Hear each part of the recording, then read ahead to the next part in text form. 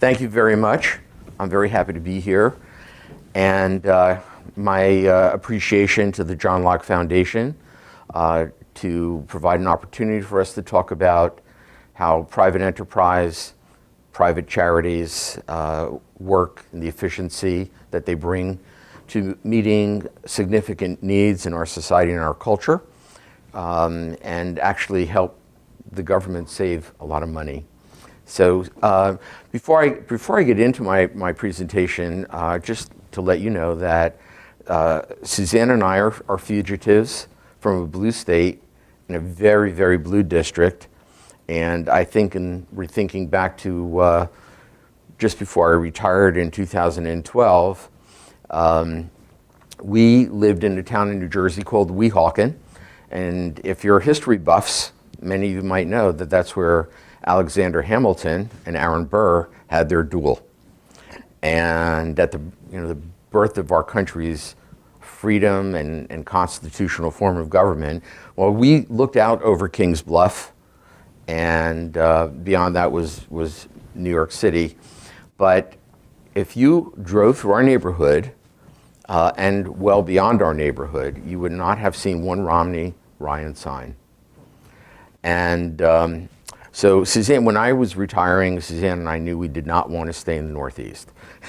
And so we closed on our home in Charlotte on October 12th, 2012. And I remember driving down the street and seeing all of those huge Romney-Ryan placards. And it felt very good to be where I wanted to be. And then since then, I've been looking for an ideological home. We've been looking for an ideological home. And I think in discovering the John Locke Foundation, I think we found that, and I think we're very comfortable and very supportive, and will be supportive of the work that the foundation does. So with that, into my presentation. So thank you very, very much for setting that up for me, Donna. I appreciate that. And as you noted, we're a very collaborative organization. MedAssist is we have about a staff of 25. We operate with a budget of about $2.7 million. And with that, we are able to provide this year about $42 million in free prescription medications to about 15,000 uninsured North Carolinians. And we provide about another $2 million in over-the-counter meds, things that Tylenol, Robitussin, things that we just take pretty much for granted. But for people who are at or below the federal poverty level, $8 for Tylenol when a child has a fever is a lot of money and they can't afford it. So the organization operates very, very efficiently. We are the beneficiaries of the largesse of the big pharma, much maligned big pharma, which spends probably 20% of their top line revenue on research and development. When I retired from Novartis Pharmaceuticals in 2012, we were spending about $15 billion a year on R&D, and we had 142 different medications across a broad swath of disease states in development. And some of those are breakthrough medications. So the pharmaceutical industry is a high-risk industry. It costs between $800 million and $1.2 billion to bring a new molecular entity to market or to commercialize it. And it takes between 8 and 12 years to do that. And the cost is between $800 million and $1.2 billion on average. And the other very interesting fact is that only 1 in 10,000 new molecular entities are actually ever commercialized. And then once they're commercialized, there's no guarantee that they're actually going to be successful. They can be recalled, they can get black box warnings, and so on.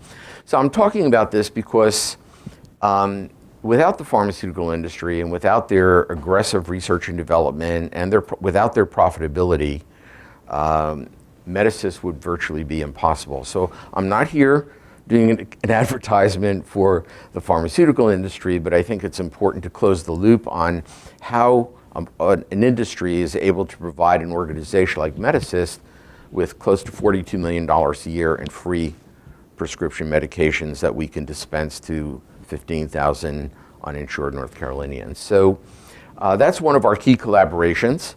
And the other key collaborations, obviously, are physician groups, local health departments. We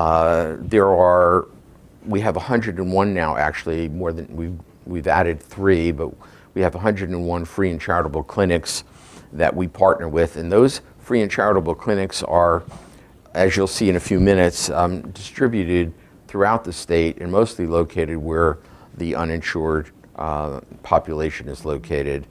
And they become the port of entry to NC MedAssist. They are providing free medical care to uninsured patients, and the MedAssist becomes the go-to pharmacy for them. And we operate like a real pharmacy. We have a walk-in pharmacy in Charlotte, which is fairly easy to get to.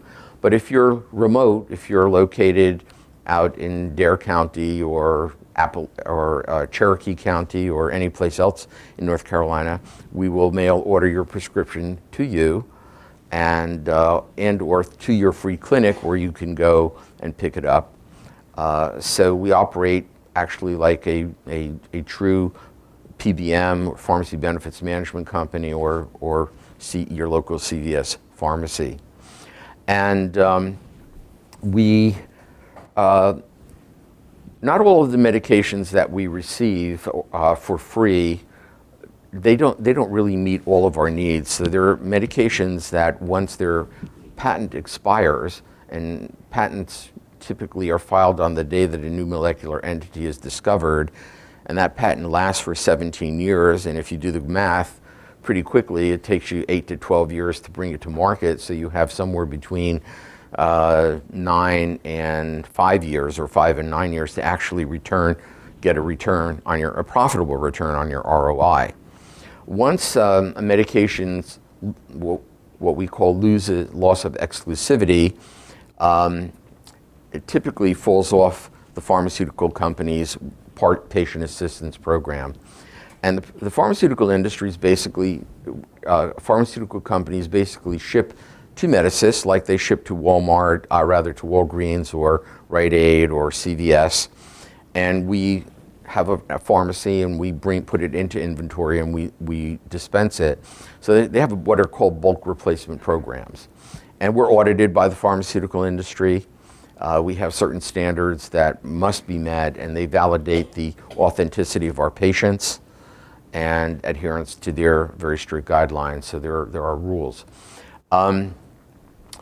But as medications, as I mentioned, go off of patent, we lose access to those free medications. They then become generics, and typically the price of that medication will fall 60, 70, 80%, and it becomes relatively inexpensive. So if you're a consumer that can afford medication, or you have insurance, it's very easy. But if you're a company, an organization like MedAssist, where we have to now buy generics to replace free branded medications, it adds substantially. So in 2013, we spent about $20,000 a year to purchase generic medications. Today we spend about $600,000 a year to purchase generic medications.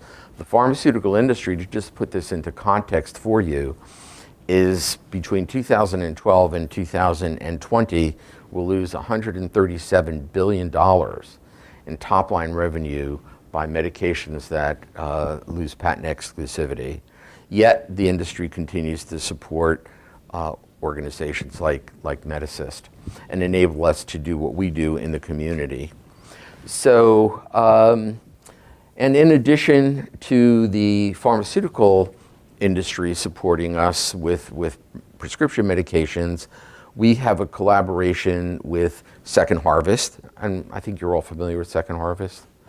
And they provide us, through whatever resources they have, with the over-the-counter medications, which we then dispense throughout the state of North Carolina and what we call over-the-counter giveaway days.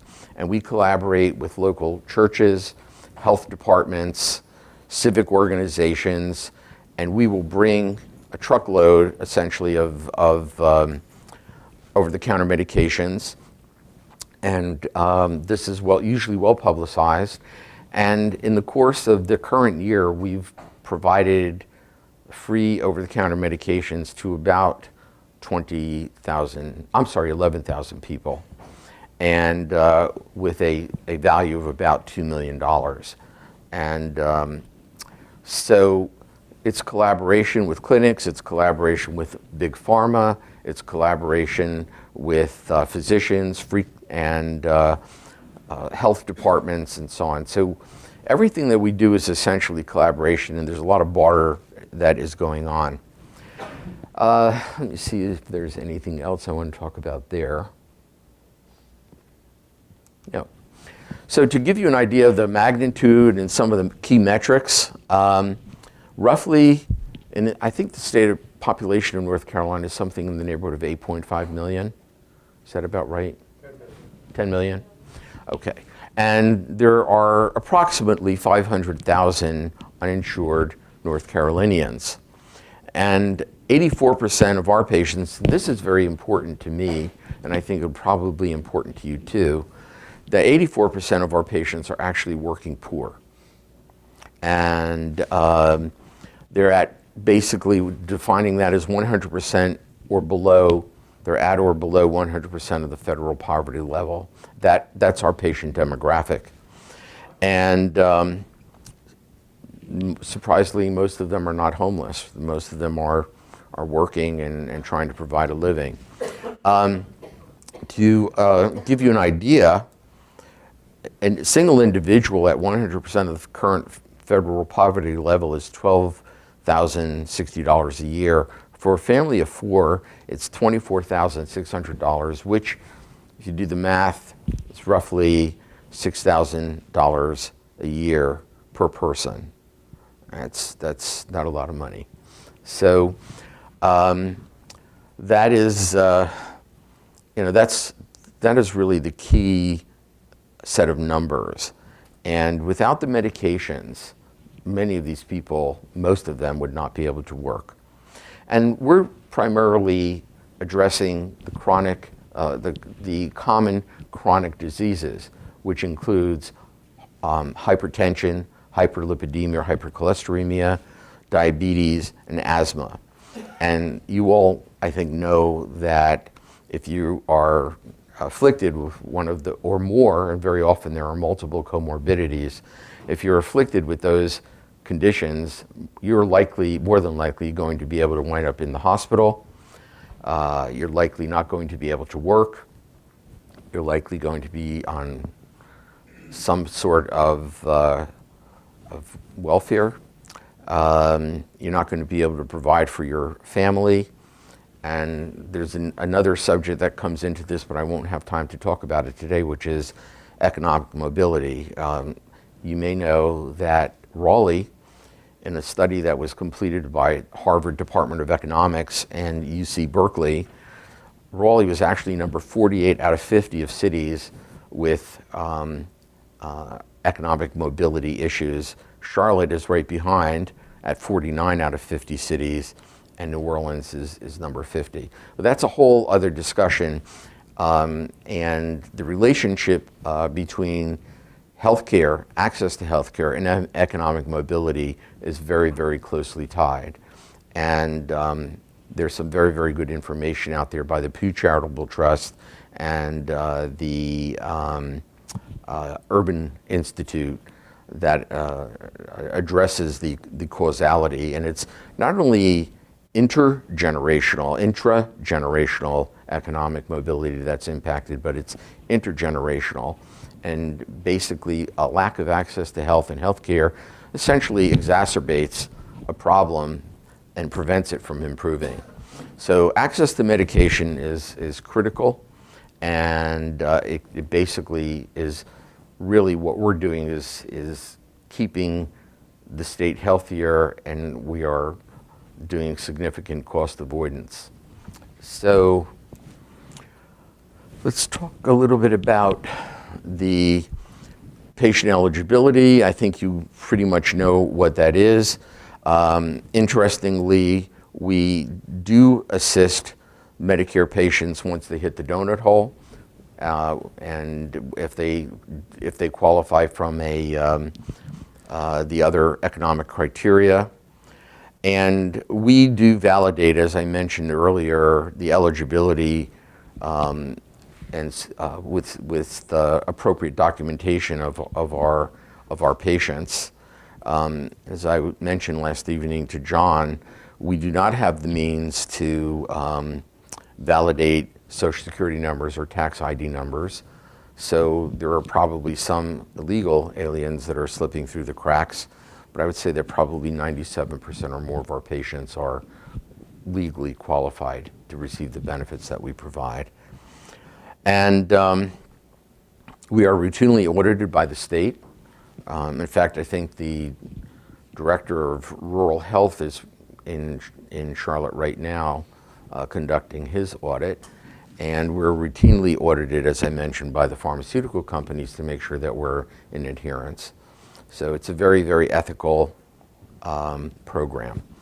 The other thing I should mention is that MedAssist is a member of the National Association of Free and Charitable Clinics. It's a Washington, D.C. based, I guess for lack of a better word, lobbying organization. Represents 400 free clinics around the United States and about 160 free pharmacies. And they lobby the government, and they've been working with Congress. Interestingly, and I serve on their medication access committee as well, and actually the response and access to the Trump administration has been substantially better and easier than access to the legislators in the prior administration. It's very, very encouraging. And I won't go into the technicalities of the breakthroughs that we're anticipating, but we do feel that we will essentially be able to reduce the cost of the generic medications that we're now purchasing. And we're looking for other benefits as well. And we also are working with the what's called PhRMA, which is the Pharmaceutical Research and Manufacturers Association. That's Big Pharma, and that's Johnson & Johnson, Merck, Lilly, Pfizer, GlaxoSmithKline, AstraZeneca, Novartis, et cetera. And that's their industry organization. We work with them in terms of helping to develop more effective programs to provide medications to uninsured patients. And we're working with the Generic Pharmaceutical Manufacturers Association as well. And that's a very different kind of problem because the generic pharmaceutical industry is a completely different business model than the branded pharmaceutical industry. It's essentially a commodities business, and it's not really different than copper or pork bellies. And so we do not see an easy path to obtain free medications from the Generic Pharmaceutical Manufacturers Association, but we are working with the Congress to find ways to get access to lower priced generic pharmaceuticals. So this is what, and I apologize, for some reason this slide is very hard to read, but if you look at it, this goes to the demographics of the people in our state. And currently, if you're childless and non-disabled, and you are at or below the federal poverty level, and you're not disabled, and you are not disabled, you cannot receive Medicaid. And the process of applying for Medicaid is you need to be certified by the Social Security Administration as disabled, and then it's about a 2-year process to actually qualify. And during that 2-year period, and that's really a good example of the inefficiencies of government, the patients really don't have any recourse. They don't have access to medication, they don't have access to insurance, and that's basically a gap that we fill. And then eventually, some of those patients do succeed in achieving or acquiring Medicaid, and then of course they are no longer patients of ours. But just to give you an idea of some of the numbers, if you're a pregnant woman, you're allowed to make up to 185% of the federal poverty level. If you're a child under 6, your family can have up to 200% above the federal poverty level. If you're a child between the ages of 6 and 18, it's 200 as well. And this light blue area is the special program that was created for children's health insurance. And you can kind of see if you're, but the real gap right here is the childless adults that are not disabled. And that when you take it all into account, basically only 30% of poor North Carolinians, that is those that are at or below the federal poverty level, actually qualify for Medicaid. So that's an interesting number. Let's see.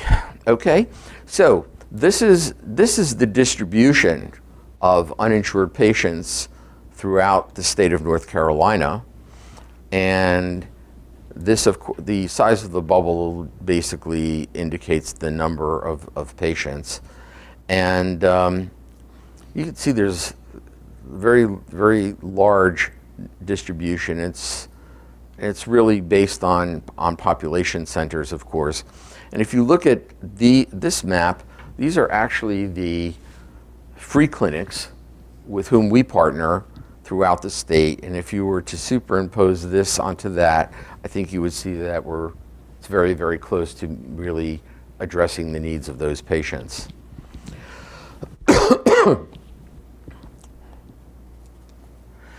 So what do the numbers really look like at MedAssist? Well, this is slightly out of date, but essentially we provide about $42 million in free prescription medications, and another $2 million in over-the-counter medications on a budget of $2.7 million. Then there is the cost avoidance. So for about every dollar in prescription medication, there's about another $1 in cost avoidance. And when you talk about cost avoidance, we mean eliminating emergency room visits, eliminating hospitalizations, and all of the related costs. And on the over-the-counter meds, it's actually a 6-to-1 return, meaning that for every dollar in over-the-counter meds, there's a $6 cost avoidance. And if you think about it, it makes sense. The medications are relatively inexpensive, but very often will keep a person, an adult and or child, out of the emergency room, which is a very, very costly way to get health care for very routine kinds of problems, fevers, coughs, digestive problems, and so on and so forth. So it's very, very efficient. So we served 15,000 patients, which is not enough, but it's what we were able to do with $41 or $42 million in free prescription meds, 11,000 patients with over-the-counter meds. So we served a total of 26,000 patients throughout the state of North Carolina on a local basis. And the total prescription and over-the-counter cost avoidance benefit to North Carolina was $56 million that, as affluent taxpayers, we don't have to spend. And the ROI basically is $15. So for every dollar that we take in revenue, we dispense $15 in benefits for prescription medications. And roughly 90 cents of every dollar goes directly to programs and services versus a government program where that might be slightly inverted. So we get patient feedback. This is self-reported. I know from my experience in the pharmaceutical industry that this number of 97% patient compliance is unrealistic. It's probably closer to really, if you're insured, if you have access to prescription medications, typically patient compliance is in the neighborhood of 60 or 70% after a 6-month period. So I really question these numbers. This number I don't question, that 98% of our patients could not afford to buy their meds. I think that's clear. And 41% report that because they have access to their free medications, they're able to continue working and they can actually afford to purchase groceries. And many of these patients do have to make the choice between food and medication. It's not a good choice to have to make. So that's about it. Any questions? I'll be happy to answer any questions that you have.